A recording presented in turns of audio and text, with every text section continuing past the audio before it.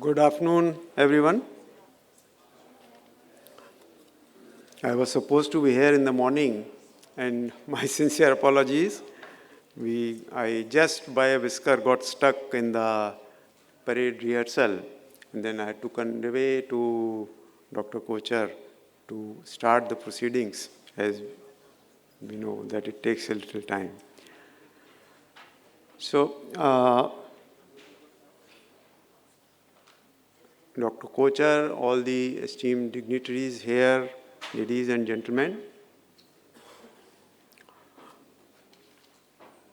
Let me first start by saying that India stands as one of the committed stakeholders for the use of digital technology towards an equitable and, as the speakers just now said, a sustainable world. According to a Stanford study, the country leads the world in AI skill penetration rates. It operates as the world's second largest telecom network and is, as per an ICRIER study, ranked as the third most digitized economy. In cybersecurity, India joins the ranks of role modeling countries, thus earning a place in Tier 1 as per ITU's Global Cybersecurity Index 2024. The contribution of the digital economy to the nation's GDP has grown to about 12% of the GDP. It is estimated to reach 20% of the GDP by 26-27. Since the current growth rate of digital economy is 2.8 times the GDP growth rate. Accordingly, the government aims for a $1 trillion digital economy by 27-28. The Indian telecom sector, which is the backbone of a digital economy, has witnessed a significant development in recent years, setting the stage for a transformative era. Driven by unprecedented data consumption, a vast user base, a policy-friendly environment, India continues to foster industry growth, digital connectivity, skill sets, and startup innovation.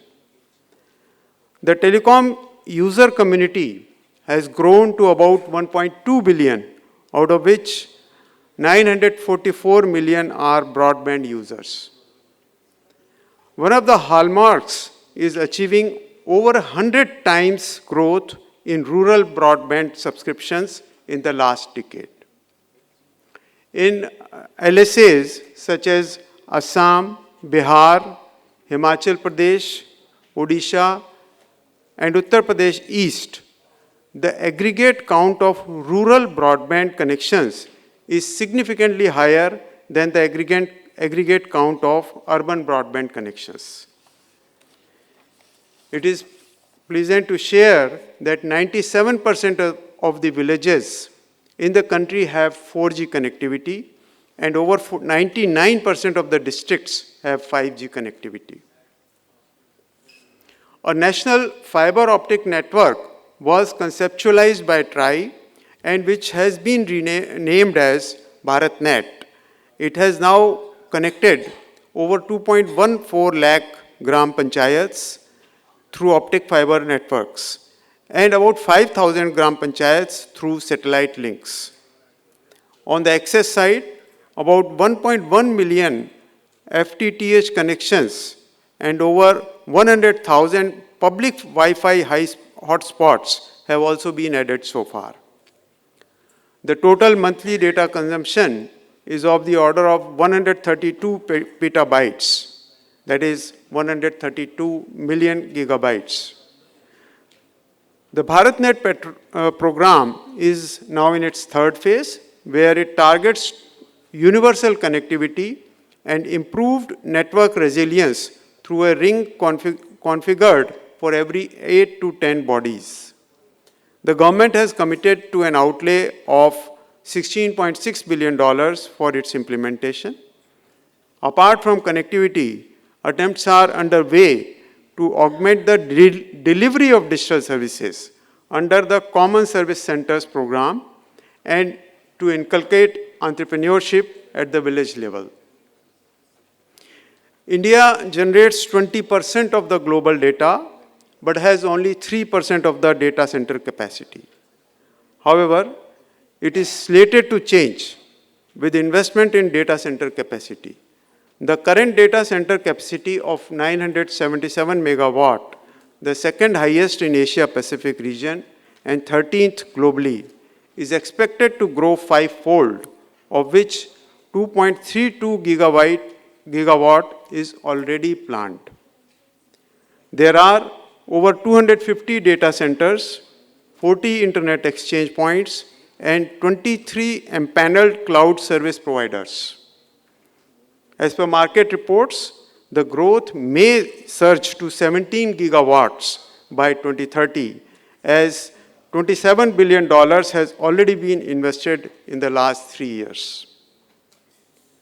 Moreover, India plays a key role in global submarine cable network. The country hosts around 17 international subsea cable across 17 district landing stations. As of the end of 2023, the total lit capacity and activated capacity of these cables stood at 180 Tbps and 132 Tbps respectively. Multiple next-generation systems are due to become operational in 2025, replacing aging cables. Once the new systems are fully operational, India's data transmission capacity is projected to quadruple with additional crucial routes. For example, the 2 Africa Pearl network alone has a transmission capacity of 180 terabits per second and connects Mumbai hub to 33 other countries across the Middle East, Asia, and Africa. Indian Open Space Policy 2023 has marked the beginning of a new era, encouraging participation by the private sector and unlocking unprecedented opportunities for innovation and growth in the space economy. This momentum has been further bolstered by the Telecommunication Act 2023, which addressed the demand for spectrum assignment for space-based applications. Satellite communications are evolving rapidly, with both geostationary and non-geostationary systems playing pivotal role, which will significantly aid the coverage of digital connectivity. Having digital connectivity alone does not translate into the outcomes. Rather, how technology is made to work for the people is more crucial. Here, India has again led in the form of digital public infrastructure under the JAM Trinity, which has accelerated the process of financial inclusivity. Digital payments enabled through digital connectivity and real-time user identification have reduced the cost of transactions, increased transparency, and reduced misappropriation. It has paved the way for a new open architecture, interactive business models such as Open Network for Digital Commerce, Pan-India Electronic Trading Portal for Agricultural Commodities, that is eNAM, Aadhaar-enabled public distribution system, Electronic Vaccine Integration Network for end-to-end management of vaccines supply chain, digital lending, Pan-India multimodal ticketing under the National Common Mobility Card, UPI 123 Pay, etc. Artificial intelligence-based initiatives such as Bhashini aim to transcend language barriers, ensuring that every citizen can effortlessly access digital services in their own language. Using voice as a medium, Bhashini has the potential to bridge language and the digital divide. Bhashini powers automatic speech recognition, text-to-text translation, text-to-speech conversion, optical character recognition, and named entity recognition in 22 regional languages. And I am happy to share, yesterday only, TRAI has enabled Bhashini on its website, and now the website can be accessed in all the languages supported by Bhashini. Our recent recommendations on regulatory sandbox provide a simplified mechanism for Indian innovations in digital communication technologies, service features, and business models to be tested and evaluated under live network conditions. This should synergize the efforts of innovators, startup, telecommunication companies, government agencies, and regulators to boost innovation. It would facilitate lab-proven innovations to adapt and scale up. Besides, a framework recommended for embedded SIM for M2M communications should stimulate the development of a homegrown M2M eSIM ecosystem.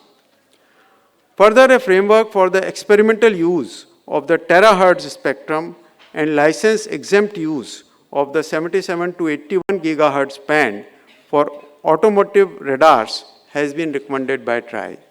This would encourage entrepreneurs and academia to develop innovative new technologies and services to enhance the safety of drivers and other road users.